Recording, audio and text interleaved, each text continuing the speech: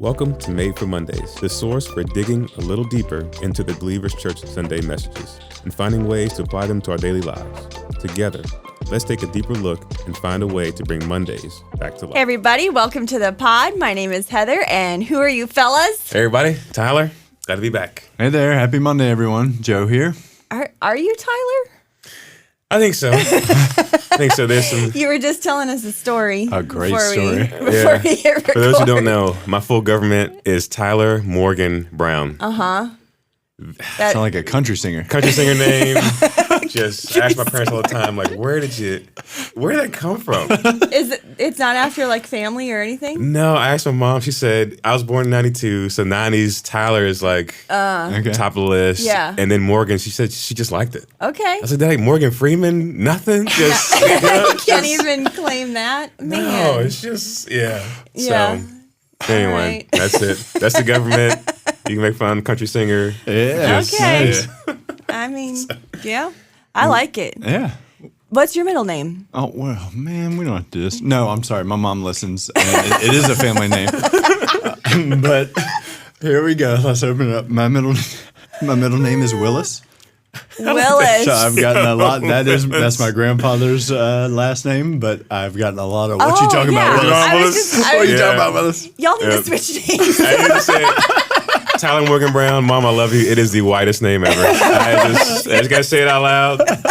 Love you, Mom. But yeah, it's Maybe, like if y'all switch names. Yeah, Tyler that could Willis. be more appropriate. I can tell you another story. In elementary school, middle school, all the way through high school, there's this girl who was named Tyler Danielle Brown. Okay. She would always miss school and always call me in the office because our names are so similar. Oh my gosh. And I'm sitting there sweating bullets, Getting in trouble. trouble. Getting in trouble. because this girl not showing up to school. But anyway, that's I hope she's Aw, randomly man. listening. just We're that's just for you. randomly. We're worldwide. It could be.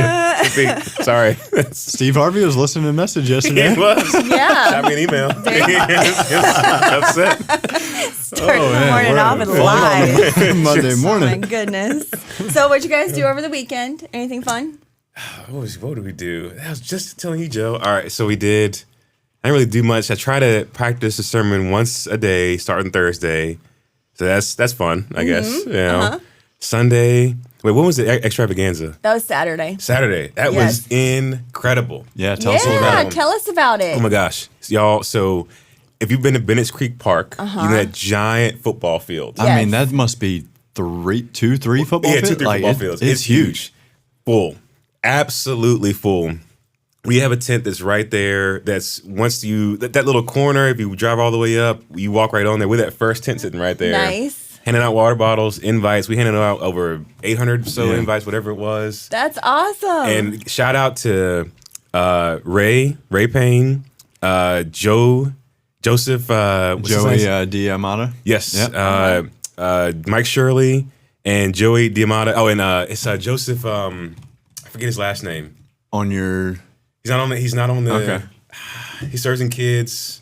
Great dude. I can't remember his last So name. we had a crew of like 4 or 5 parking. Yes, and if believers didn't show up to this event, it would have been awful Yeah. because those guys getting the parking situation Yes, straight, doing that's all that. So awesome. our showing up, we showed up, showed out. All our volunteers were just doing everything. That's City was coming to great. us. Hey, can y'all do this? Can you do this? Can you step in here?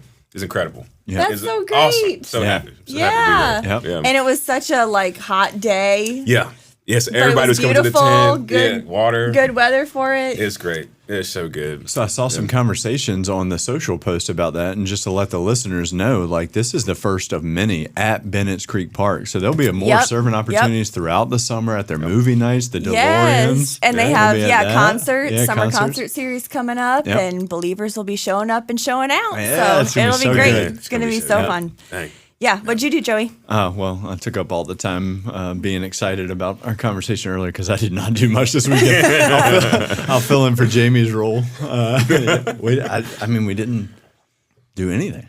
Yeah, hey. Yeah. I mean, we- you and I did the same thing on We Saturday. did on Saturday, We yeah, had we had- a directional team and elders meeting that was all day, Yeah. literally. All day. Yeah, but Good it stuff. was Good so stuff. fun. Good Yeah. stuff. Yeah, shit's Yeah. good. Yeah, it was our vision and planning kind of meeting we kind of just get together and talk about where staff's been at and ministry has been at for the last year. And we'll be starting doing some budget planning and stuff for this next ministry year. So we just wanted to get leadership all in the room together. That's pretty difficult to do just with everyone's schedules. And but yeah, that's what the meeting was for. And I thought it was great. I thought it was great too. I love our elders, but it was the first time I've gotten like that amount of time with them. So it was so good. But like for that, and then, I was up on the welcome. It just felt like a good weekend just to relax and prepare for the things that we had coming up. And yeah.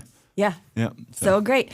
So we are still continuing our Bible reading challenge for 2025. And we've been in the early parts of Mark, mostly. We've had a little bit of Psalms and some Proverbs thrown in there this week. So did anything stand out to you guys this week in what we're reading? The story of the woman with the 12 years of her bleeding and all that, that story just... I know, it's one of my favorites. It's amazing. Just you think that lady for 12 years is outside the community, separated from everybody. She hears about Jesus, and she's just like, man, I know I can be healed if I just get to him. Yeah. And like all the social stuff, all the getting close to him, touching the guy, like all that. And she just doesn't, she's like, I know he can do it. Yes. And she's healed. Yeah. And she's back in community. It's just, that story just, Yeah. So good. Mine was in Mark chapter 1. He calls 4 of the disciples, hasn't even like made it known yet, and that they were disciples, but he calls on 4 of them that were fishermen. And that's when, like, the first time we get the fisher of men. And I was like resonating in that. One, it's a good portrayal. I love how relatable the disciples are, and we see it from early on. So he's meeting them like right there for the first time. And so we see like they're on their faith journey too. Yep. They don't have it figured out. So not only are they making like mistakes and they go through things just like we do, but they're also on a faith journey just like we are. And so he's teaching them right off the bat, like, carry that same energy that you have for fishing for food to fish for people, and I'll teach you the way. Yep. And like it just resonated with our fasting and everything we're going through. That's so cool. Yeah, it was cool. Yeah, it's been so good. All right. Well, Tyler, speaking of fasting, good segue, Joe. You wrapped up our series on fasting. We've been in this series called Let Them Eat, and it's been so good. I have just loved it. I really have, yeah. And we were hoping this would be the case, and the Lord has provided. But it's been such a great like add-on to the forgiveness series, I think, just coming off of that and being able to sit and process, a lot of what we were working through in that series through our fasting practice now has just been so great. As we were learning the forgiveness piece, I don't know that you're immediately ready. Right. You get the tools, but you're like still wrestling with it. So to come with it, and then you fast and you create that space. Now maybe we are a little more ready. For forgiveness. Yeah, it's been just wonderful. So Tyler, you started us off with a game, which I love. Like, I just think that speaks so much to your personality, because you do that quite a bit. You kind of like to get us like engaged with who you are and do something kind of fun. So you did this missing piece kind of thing. Yes. And had different images go up on the screen and asked what was missing. So that was pretty fun. Did you have a favorite image, Joe? Well, I thought his little dad joke moment was so funny with the clock missing the hands. That somebody was holding the clock. Yeah. So he was like, what do you mean? Their hands right there. I'm working on that. I know. I do want to say, though, it was pretty brave of you. We're on the last week of the series of fasting. So to assume like a lot of the room has been participating in fasting, for you to throw up a cheese pizza right on the screen. I'm sitting there at 11:30 like, what's missing? Anything and everything. All the things are missing. Pizza in my life right now what's is missing. You would have had a That'd have been a revolt. great joke. That'd have been, that's so good. Yeah. Revolting service. Did you hear me yell at pineapple? Yeah. On the pizza? A couple people did Yeah, because they I did. heard a female voice over on my Okay. side of the room. Yeah, that's funny It's that the you first said thing people that. think of. Pineapple on that pizza? Yes. Yeah. Your pizza sounded good. Tell our listeners what's your go-to. The correct answer. That's what I love. He didn't just say he said the correct answer, which is so great because we never say correct answers around here. We always say we have responses, but Tyler on a pizza Yep. was like the correct answer is. I love that. Pepperoni, sausage, spinach, mushrooms. Done. That's all you need. That's it. That's all you need. It sounds pretty good. Yeah, you try it, man. All right. Yeah. And do you I like got a red sauce on your pizza? I do. I can't get with any other kind of sauce. It just Yeah. throws me off, you know. I don't That's don't like when people start putting like a barbecue sauce on a Nah. pizza. Yeah, that's weird. Like, stop it Yeah. right now. Just- Yeah. Stop it. That Hamburger is not stuff, yeah. pizza. Maybe it's a flatbread. Yeah. You could Okay. say it's a flatbread. That is not a pizza. Yeah. But just thank you for sparing us the details of like you and cheese and telling us, and this special dairy-free cheese is also the correct answer. Everybody be like, You got lucky. If that video wasn't at the end, I could be a little more, a little longer. I might have got in there. All right. So you went from that, and then you shared a little bit of a personal story about a situation that you found yourself in when you were interning early on in ministry, and you thought you were helping someone out. I mean, that was your heart's desire, that was your intention. But some people in your life at that time kind of came alongside you and were like, "Hey, you might want to approach this in a different way. It's going to protect you a little bit, and it's also going to end up being a little more helpful." Yeah. So if you want to kind of reshare that a little bit for our listeners that may not have heard the message, you certainly can. But I would love to just hear, too, if you guys have ever experienced any other ways of doing that, like when you've just stepped into situations where you're like, I'm gonna help. This is what I want to do. I want to help out here, but then you get maybe overwhelmed with the situation. You're like, well, now I'm stuck, and is this actually helping? Just what does that look like? Where the best intentions ended up kind of hurting more than they were helping. Yeah, and just to, like you said, to share the story for the listeners, I met a guy playing basketball.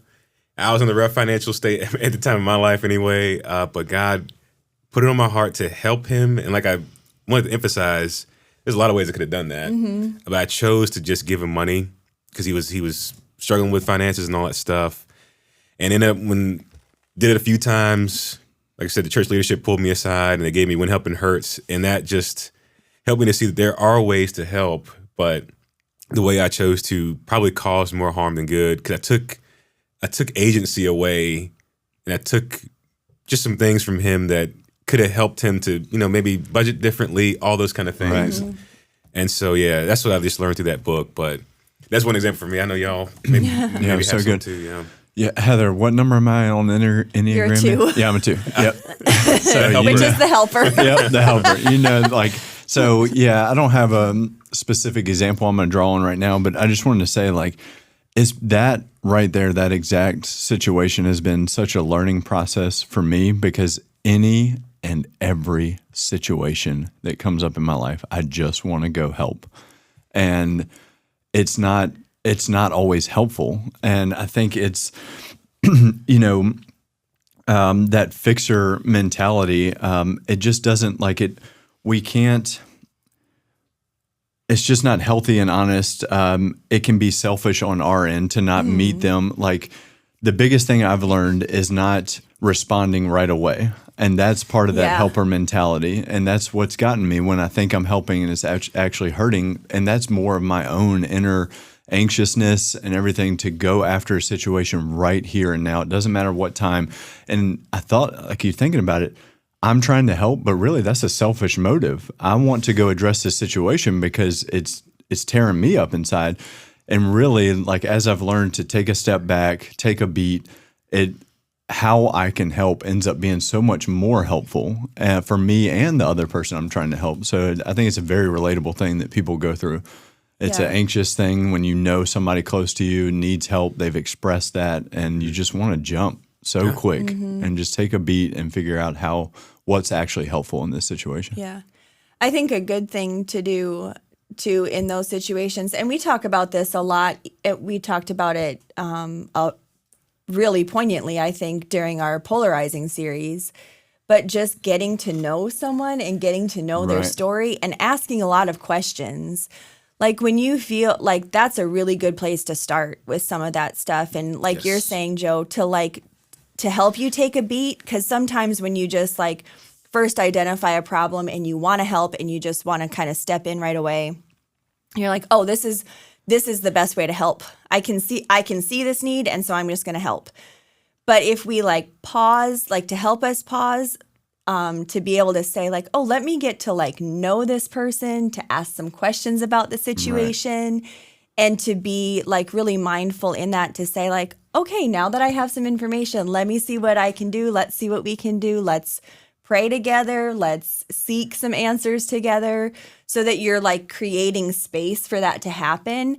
But they also know like you care and you're engaged in all of those things. I think that is so helpful, even if it's like in a 24-hour period, like just to be able to give, like most people don't come into the problem in a moment. So Yeah, like right. if they've gotten to this problem, whatever that is, it's taken a little bit of time to get there. And so it's okay to take like a beat to help get out of the problem. Yeah, too. I think that's such good advice too, because we're talking about like a problem that needs help, and the solution or the answer there might involve a difficult conversation or something challenging for the person you're trying to help. So that advice right there is so good for Yeah. that, building that relationship first. Yeah. So speaking of that, Tyler, I loved that you went through these categories of poverty, because I just thought it gave such great perspective to all of us. So can you just highlight what those different categories are?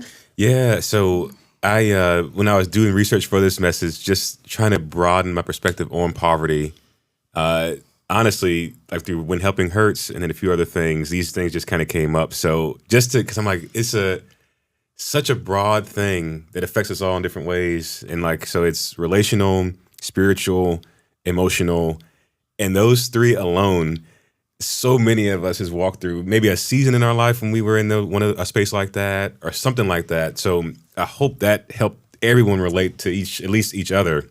And then the last one that's most visible is obviously material poverty. And so it's just a lack of whatever that thing is at its core. And so I hope by doing that, we could all just relate and know that there is mutual brokenness everywhere. Yeah. So Yeah, I think the biggest piece that you helped us understand yesterday in those 4 examples is, Heather, what you were saying, the relational aspect, building at least, even if it is just 24 hours, but building a bit of a relationship, you tend to gravitate towards, I need a relationship for the emotional, the relational, and the spiritual.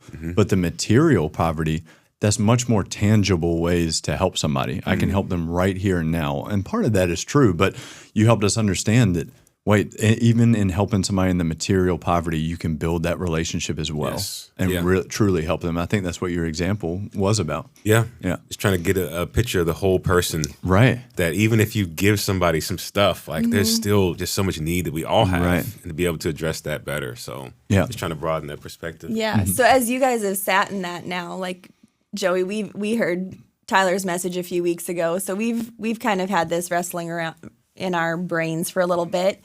And Tyler, you've been wrestling with this as you've prepared this message. But as you sat in understanding this unified experience of poverty that we have, how have you experienced Jesus meeting you in your poverty in different seasons? Oh, that's so good. And I can't remember, did we read in Mark, didn't the 5,000, feeding the 5,000 pop up in there? I think Some just. last couple. Yeah. I think it just did. Yeah. And I think that is probably one of the passages that I wrestle with the most, because often I find myself seeking satisfaction outside of Jesus, for whatever it is, people's approval.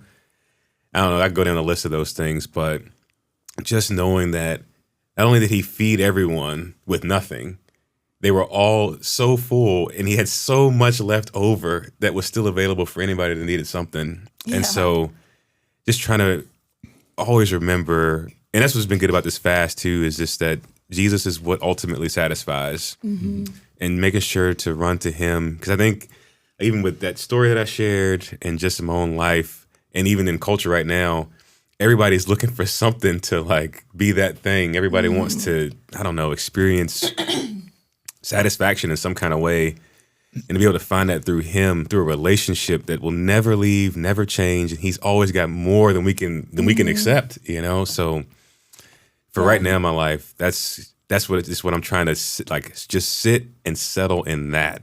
Jesus is the ultimate satisfaction. He's the bread of life. Yep. Yeah. Yep. So I think for me, this was a good moment, trip down memory lane, so to speak.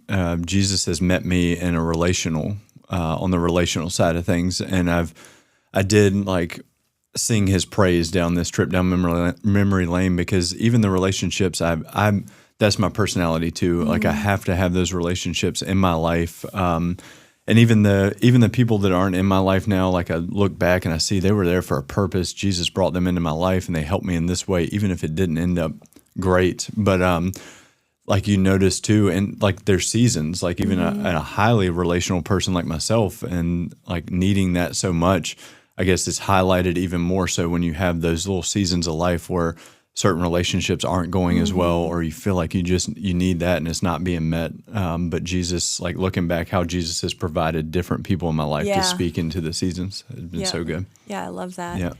Yeah, I was thinking about that too, just kind of looking back, and Nate and I were in a conversation with some friends last night, and just seeing how, and in that conversation, just talking about how there have been so many times in our married life where we're just like in awe of God's patience and faithfulness to us, patience with and faithfulness toward us. And just like, you know, like a parent of like, he's not like this because he's God, but where if he were like we are in our humanness, just be like, Nathan and Heather, how many times do I have to show up for you to not just come to me again with worry about what's going to happen? But he just has provided, and he has provided for us. And I mean, we have never experienced the type of poverty that you were talking about yesterday, where we were below the poverty line. But we have experienced just truly not knowing if we were going to make it to the end of the week, to the end of the month, if we were going to be able to pay our bills, if we were going to be able to stay in a housing situation that we were in. I mean, we have been in those places, and loss of jobs and those kinds of things. And yet, because the Lord provided for us relationally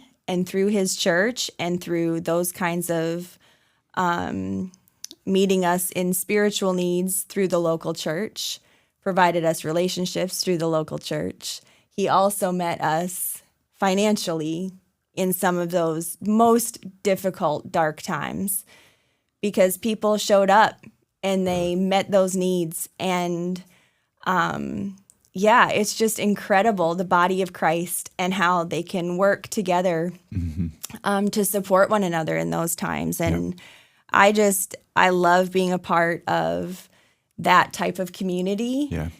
And to see all of those types of seasons of poverty and how that can be alleviated through the body behaving the way that Christ called us to do. That's the purpose of the church. Yep. And so to be an actual recipient of that is just makes me want to be a participant of that. Right. Wow. And I don't understand it. I can't quite like make the economics of it all work. And you can't. It's a God thing. It's a miracle thing this side of heaven. And, yes, it's incredible. So that kind of leads us right into that big idea that you brought to us yesterday, Tyler, and that's that fasting aligns our hearts with God's. So you walked us through this passage in Isaiah 58, sorry. And can you just read to us verses 6 and 7 from that passage? I can. I know you're pulling it up right now. There it is. So this is Isaiah 58, 6 and 7 says, "No, this is the kind of fasting I want. You free those who are wrongly imprisoned, lighten the burden of those who work for you. You let the oppressed go free and remove the chains that bind people. Share your food with the hungry and give shelter to the homeless. Give clothes to those who need them and do not hide from your relatives who need your help." So one of the things that I think's pretty incredible about you sharing this passage with us, this is an Old Testament passage, prophet Isaiah. But a lot of times, like, we miss that type of messaging in the Old Testament. We kind of assign that to New Testament verbiage from Jesus. This is like New Covenant type language. But this is Old Testament language. Yeah. And so can you just kind of unpack that a little bit more for us and what's happening in that passage and why that's important and who he's talking to? Yeah. So Isaiah, he is talking to Israel about that they were fasting for whatever reason they were fasting. That isn't clear, but what is clear is that they were fasting for themselves. They wanted whatever the thing was instead of a connection with God to grow and become more like him. And this language that you get from God talking about fasting in a way that, God, didn't you say that fasting was about food? Didn't you say it's about like not, taking in food, clearing out space, and making space for you? And he said, yes, it is. Because when you do that, your heart becomes like mine and you care about these things. Yep. And so seeing that language in the Old Testament, I hope it lets everybody know is like Hebrews 13:8. Jesus is the same yesterday, today, and forever. God is the same God that he's always been. And Jesus is the full, like in the flesh representation of that. But he's always been this way. Yes. And so God is instructing the Israelites, this is who I want you to be. Yes, other nations treat people like this. They enslave each other. They do all these things. That's not to be the way with you. You are supposed to be my representation to this world. And so that's why he tells them to do these things. Yeah. Because that would have stood out so much. Like you imagine a nation that came out of Egypt, 400 years of slavery, and God is telling them, treat those who work for you well. Yep. Let the oppressed go free. Share with your neighbors. Feed the hungry. Like that was not things that were done in any other nation. Yeah. And so this is God's heart. It's always been that way. Yeah. So Jesus talking to the Pharisees about that and saying those things, he was saying like, this is still what you were being taught. This is what your ancestors were being taught back in the day that you're referring to all of the time. You're still saying the wrong things because the God of the Old Testament is the God of the Old Covenant is the God of the New Covenant. Sir, that's it. So good. So good. So what does God want us to do? Why does God want us to do this and not just fix things? You kind of started talking about that yesterday. You said we might get into it a little bit more today. But yeah, he is the Almighty. He could just make all this go away. And you kind of threw out a hypothesis of what could be. In my service that I was in, I heard a few amens to your theory. Yes. So yeah, what do you when think? you asked why, I was like on edge because I'm like, this is a tough question. Yeah. And go for it, man. Share your response because it was so good. I guess it is a little bit of a theory, but I think God allows us to just step into this with him. He could do it all. He could come in and fix everything. But I even think of even with Silas, like as he's trying to learn how to clean, well, not any of that, as he will be doing those things at some point. Not yet, y'all. He can't even walk yet. But as he's like learning how to do that kind of stuff, I could come in every time. I could do it better. I could do it faster, all that. But if I step in and do those things and don't let him try and do the thing, and he never learns. He never gets to experience it, to try it and fail and do and all those things. And so to kind of bring that to this, if God came in and did it all, which he could, and he could do it so much better than we could, we miss out on that relational piece that we get with him, to connect with him and his heart. And then we miss out on the relational pieces we could get with other people as we come in and do those things. So man, I truly believe that God allows us to do that because he doesn't want to take that from us. He wants to partner with us. He doesn't want to just do it all, even though he could. So good, man. Yeah. So Yeah. Such a good example, too, with Silas.